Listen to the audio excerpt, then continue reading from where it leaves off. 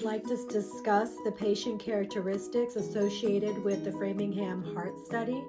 And of course, this is a study that we've used throughout the course with many of the examples that we've had. Just want to say a couple words about the study. It was the first of its type, started in 1948. It was a longitudinal cohort study that studied the effect of disease as opposed to previously these type of studies were used to study infectious disease. This study was really groundbreaking, opening up and paving the way for preventative approaches for people to take control of their personal health through lifestyle modifications in diet and of course modifications in medical treatments. So let's get into the data here that we have for patient characteristics. The sample size is 4,434. Looking at age, the average age, mean age was 49.9 years, plus or minus 8.68 years. Looking at this, 44% of the participants were male. Diastolic blood pressure was measured with the mean average blood pressure was 83.08, plus or minus standard deviation 12.06. An interesting thing to make note of, when you figure out the standard deviation, that would be between 70 and roughly 95 diastolic blood pressure, which in this day and time, a blood pressure between 80 and 89 is considered hypertensive. So when you look at this, you're like, wow, these people entering the study were already hypertensive, a lot of them. This use of hypertensive meds, this is very interesting, looking at the data I just mentioned, and only 3% of the participants at this time were using hypertensive medications. The next patient characteristic, cardiovascular disease. At this point of time, only 26% of the participants already had a diagnosis of cardiovascular disease. Another patient characteristic studied was serum cholesterol levels.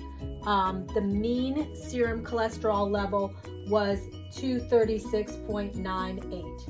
Okay, standard deviation was 44.65. That range would roughly be between 192 and 281 milligrams per deciliter of cholesterol. And just in modern times, we know that a cholesterol below 200 is desired. And when you look at this range, you notice that a lot of the participants were already, their cholesterol was fairly high at this time. Serum glucose levels were also a patient characteristic. The mean serum glucose level was 82.19. Standard deviation is 24.4. So the range would be between roughly 57 and 106. And glucose levels, those are relatively normal. Fasting glucose usually runs between 70 and 100. So just to give you an indicator there. And then at this point, at the beginning of the study, the participants that had suffered stroke, 415 participants had suffered that. That would be 9%. So that kind of explains the characteristics of the sample size of 434 patients. Okay, let's compare women versus men in the Framingham Heart study. Looking at our chart here, we notice that we have slightly more women in the study than we have men. The sample size for men was 1,944. For women, it was 2,490. So there are more women in the study than men. Looking at the average mean for years, For men, it was 49.78. For women, it was 50.03. And you can see the standard deviation is relatively similar for the years. For men, 8.72, women, 8.64. So relatively close there. Looking at systolic blood pressure between the women and the men, what we do notice is women, their systolic blood pressure is slightly higher. The standard deviation is more of a range. For the men, the mean blood pressure was 131.74 with a standard deviation of 19.44. With women, like I said, slightly higher, 133.82 with a standard deviation, which is a little broader, of 24.46. Looking at how many, at the start of the study, how many participants had a diagnosis of hypertension. In the men, it was 1,404, which is 72% had a diagnosis of hypertension. For women, the percentage was 74, slightly higher. 74% had a diagnosis of hypertension. Looking at the use of antihypertensive medications for the population, we see in men only 42 of the men in the study were on antihypertensive medications. That's 2%. In the women, you notice slightly higher, were being treated by medications at 4%, 102 women. With smoking, you see a very large difference between men and women. In the study, 60% of the men were smokers. For the women, 40% of the women were smokers. So that is a relatively large difference. Looking at cholesterol, total serum cholesterol, we noticed that the women had a slightly higher total cholesterol level with a mean score is 239.68. With the men, the mean serum cholesterol was 233.58. So slightly higher. The standard deviations are relatively close. For the men, it was 42.36. For the women, it was 46.22. Serum glucose. What we see between the men and the women, relatively close for the serum glucose. 82.32 mean score for men, 82.07 mean score for women. Standard deviation are close also, 24.72 for the men, 24.40 for the women. So relatively close. The last comparative characteristic was stroke. And these are actually relatively percentage-wise are the same, male and female, men and women. 9% of the men entering the study had suffered a previous stroke. For the women, it was also 9%. So just kind of circling back, key differences that we see here are, interestingly enough, of course, more smokers. Men smoke more than the women, 60 to 40%. Also, some slight differences. We see in women the use of antihypertensive medications at 4%. And then also we notice that the women, the systolic blood pressure, the mean score is a little higher than the men. I kind of think maybe this is related. These women are over 50, they're menopausal, so we know that pressures increase at that time, so maybe that's a reason for that. But anyway, all right, thank you. We're going to discuss the relationship between heart rate and several characteristics, which are listed here. Age in years, sex, male sex, glucose, blood glucose levels, total serum cholesterol, smoking status, current smoker, and diabetes. We'll be using the regression coefficient crude model and the regression coefficient multivariable model. We know that the crude model does not adjust or consider any relationships or adjusting for any other variables, as opposed to the multivariable model.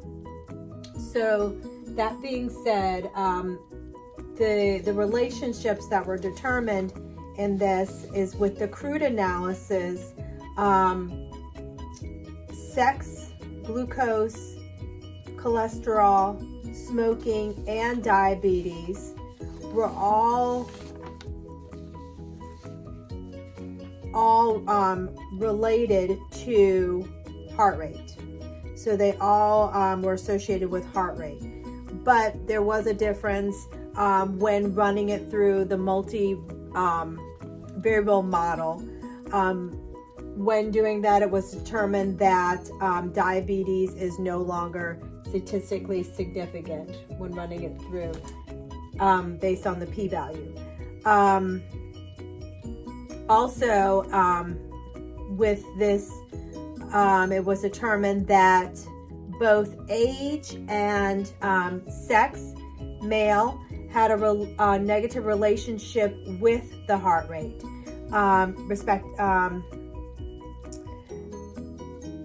Also, it was determined that the regression coefficient for current smokers increased as with the adjusted multivariable model as opposed to with the crude model. So this may be, if we remember in the previous discussion, that men had a greater proportion of smokers. Men was 60% smokers, women was 40% smokers. So this may be due to the addition of male sex to the adjusted full model. So who is more likely to have prevalent heart disease? In this chart, we are comparing those patients with a history of coronary heart disease and those without the history of coronary heart disease. Sample size for those with it was 194. Sample size of those without was 4,240.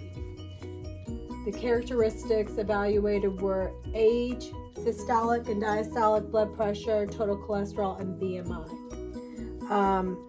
Based on sample t-test, we were able to determine that there are significant differences between all characteristics when evaluating between those with a history of coronary heart disease and those without the history of coronary heart disease.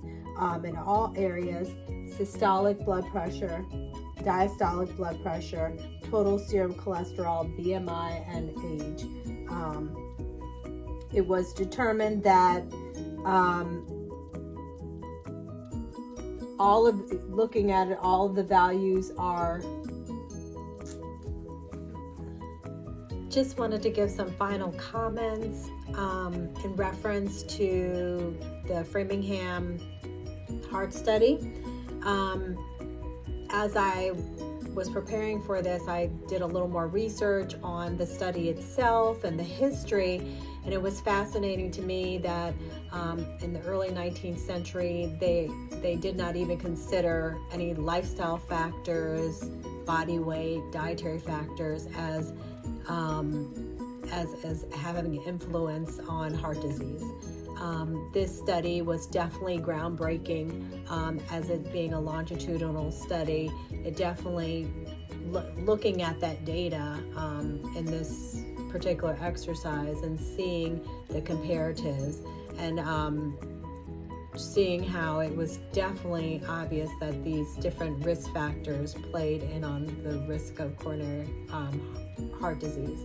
And what we do today in medicine, how in my practice, how, with patients, working on lifestyle, working on diet, working on activity level, that is commonplace. And in treating hypertensive early is commonplace when, way back when this was studied, it was not. So this was a quite interesting exercise for me.